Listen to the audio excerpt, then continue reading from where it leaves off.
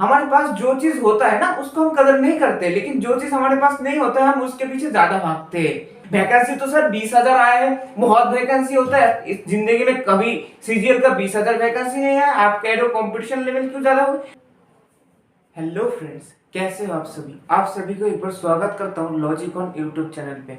लॉजिकॉन मतलब problems cone.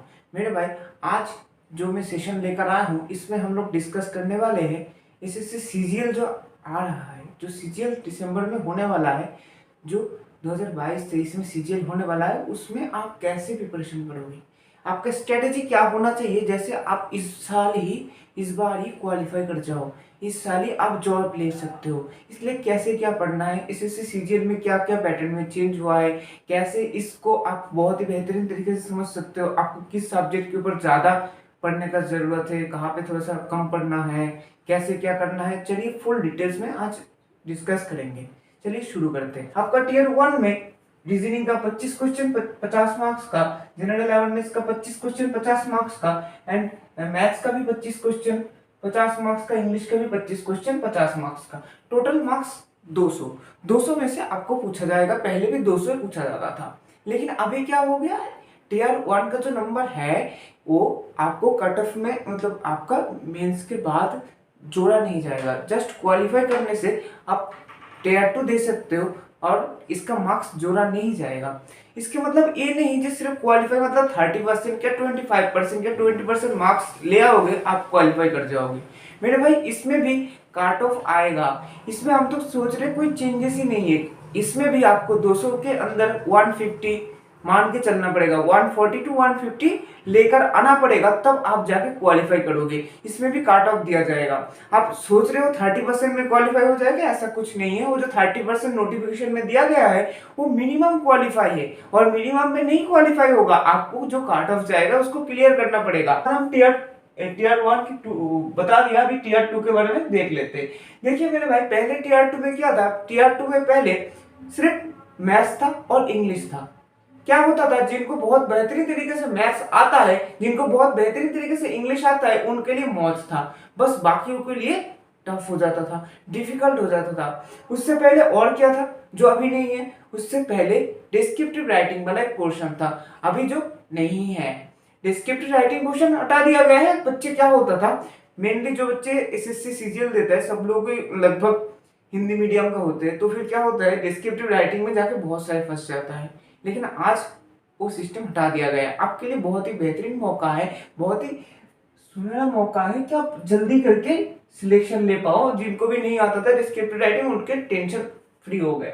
देखो भाई, जो भी चेंजेस आता है अपने लाइफ में, कहो कुछ भी चेंजेस जब किया जाता है तब चेंजेस का एक बेहतरीन अच्छे दिख होता है, एक बुरा दिख होता है। जिनको डिस्क्रिप्टिव राइटिंग आता था उनके लिए बुरा हुआ है, और जिनको नहीं आता था उनके लिए अच्छा हुआ है। हम सिर्फ पॉजिटिवनेस देखेंगे, नेगेटिवनेस को माइनस कर देंगे, छोड़ देंगे। मेरे भाई, अभी देख लेते हैं टीयर 2 में क्या क्या पूछा जाएगा। टीयर 2 में मेनली 2 पेपर पूछा जाए, एक पेपर पूछा जाएगा, उसमें सेक्शन 1, सेक्शन 2, सेक्शन 3 में डिवाइड किया गया है।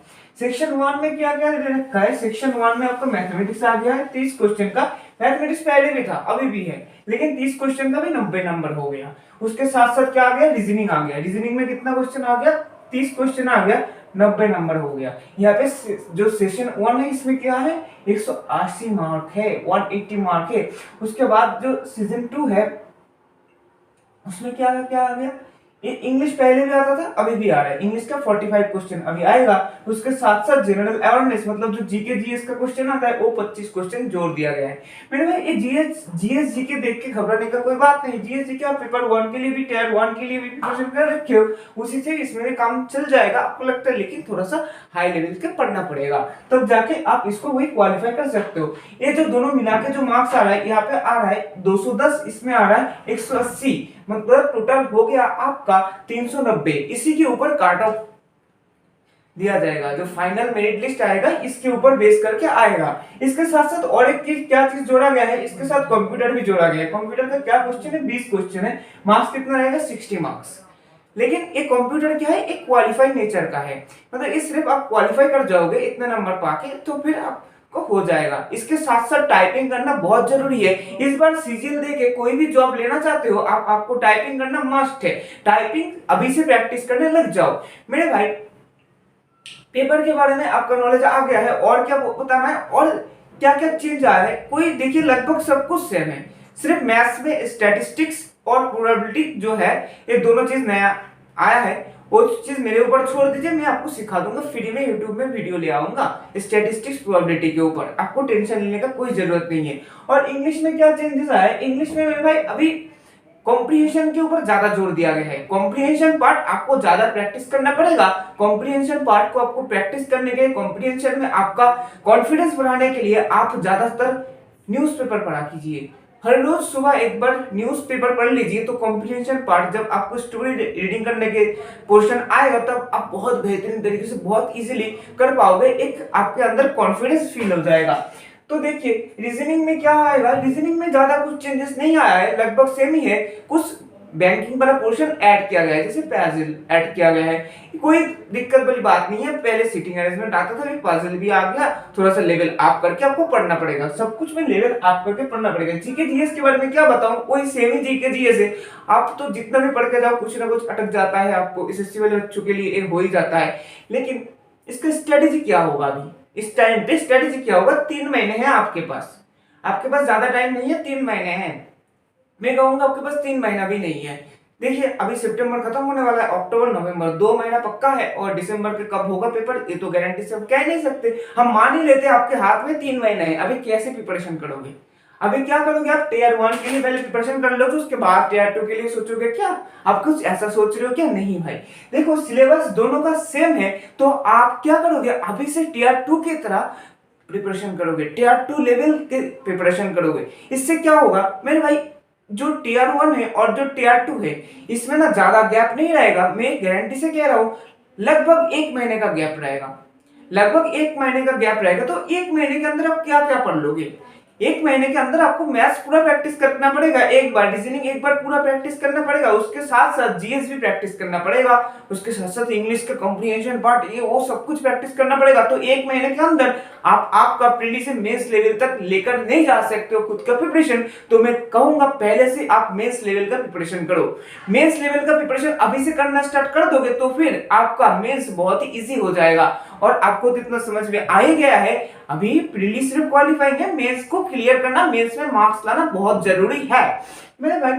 और क्या क्या कर सकते हो आप, कंप्यूटर लेके आपको बहुतों के मतलब हमारे पास जो चीज होता है ना उसको हम कदर नहीं करते, लेकिन जो चीज हमारे पास नहीं होता है हम उसके पीछे ज्यादा भागते हैं। ये बात सही है, ये बात ऐसा नहीं करना है। कंप्यूटर एक ऐसा चीज है, मतलब आपको यहाँ से 20 क्वेश्चन पूछा जाएगा और 60 मार्क्स है, और ये ज्यादा क्वालिफाइंग नेचर के। अब किसी भी एक टीचर से पढ़ लोगे, मैं तो मानता हूँ एसएससी वाले जितने भी बच्चे सबके हाथ में एक कंप्यूटर का बेहतरीन नोट्स दे दिया जाए, वो एक हफ्ते के अंदर कंप्यूटर का ये सिलेबस कंप्लीट कर सकता है। इतना बढ़िया कोई बात नहीं, 20 क्वेश्चन आएगा 60 मार्क्स का, कंप्यूटर का एक नोट्स ले लीजिए कहीं से बेहतरीन वाला, नहीं तो किसी एक टीचर का एक कोर्स खरीद लीजिए, एक बार पढ़ लीजिए, बस एक हफ्ते के अंदर आपका हो जाएगा। कंप्यूटर में कहूंगा अभी मत पढ़िए, आपका पहले टियर 1 हो जाए उसके बाद कंप्यूटर आप एक हफ्ते में पढ़ लेंगे तो फिर भी कम चल जाएगा। आप अभी किसके ऊपर जोर ज्यादा देंगे, आप मैथ्स के ऊपर जोर देंगे, रीजनिंग के ऊपर जोर देंगे, इंग्लिश के ऊपर जोर देंगे, जनरल अवेयरनेस के ऊपर, इस 3 महीने में ज्यादातर जोर देंगे और ऐसे पढ़ेंगे जो मेंस लेवल तक कवर हो जाए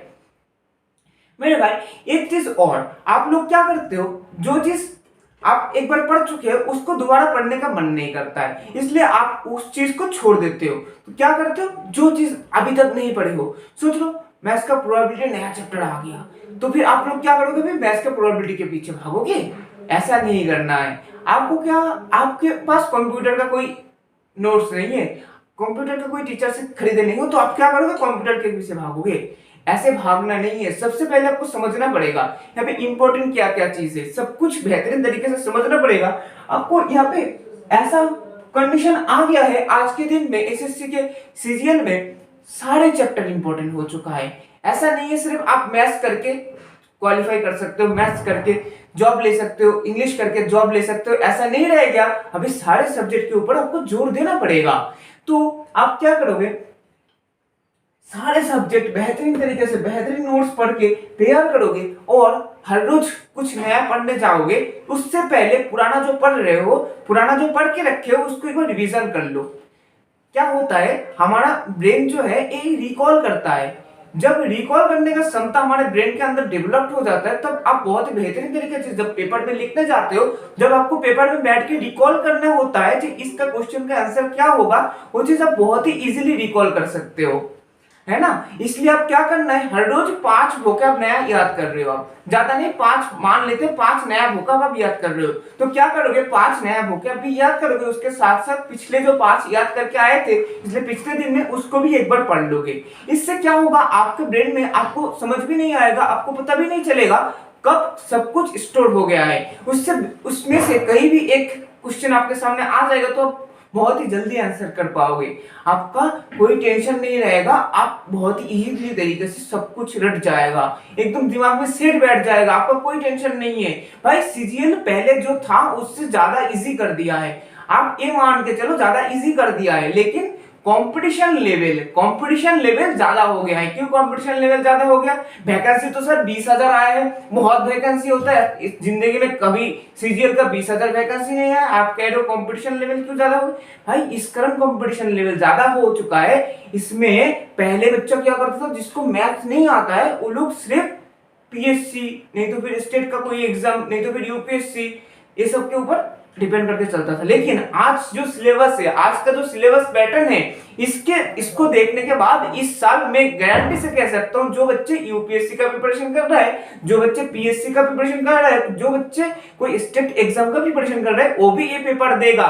तो आपका कंपटीशन लेवल ज्यादा नहीं हो गया, कंपटीशन लेवल ज्यादा हो गया। भाई सीट तो ज्यादा है लेकिन कंपटीशन लेवल ज्यादा हो गया। आप जितना ध्यान लगा के, जितना मन लगा के पढ़ोगे, उतना जल्दी सिलेक्शन ले पाओगे। इस सुनहरा मौका को आप हाथ से जाने मत दो, इस बार सिलेक्शन पक्का कर लो, अपने नाम लिखा लो। मेरे भाई 20,000 सीट का आपका काम नहीं है, आपको सिर्फ एक सीट चाहिए, आपको बस एक सीट चाहिए आपके लिए, आपको उस सीट को लेना है भाई, कैसे भी हो लेना है। और आप भूल जाओ स्टैटिक्स के बारे में, प्रोबेबिलिटी के बारे में, वो मेरे ऊपर छोड़ दो। मैं आपके लिए बहुत जल्दी फ्री सेशन लेकर आने वाला हूं यूट्यूब पे, यूट्यूब के ऊपर, जो आप उसके बेहतरीन नोट्स भी आपको मिल जाएगा, मैं प्रोवाइड कर दूंगा मेरा टेलीग्राम चैनल पे, और बहुत ही बेहतरीन तरीके से आपको समझा दूंगा। उसके बाहर से प्रोबेबिलिटी स्टैटिस्टिक्स से कोई क्वेश्चन नहीं पूछा जाएगा।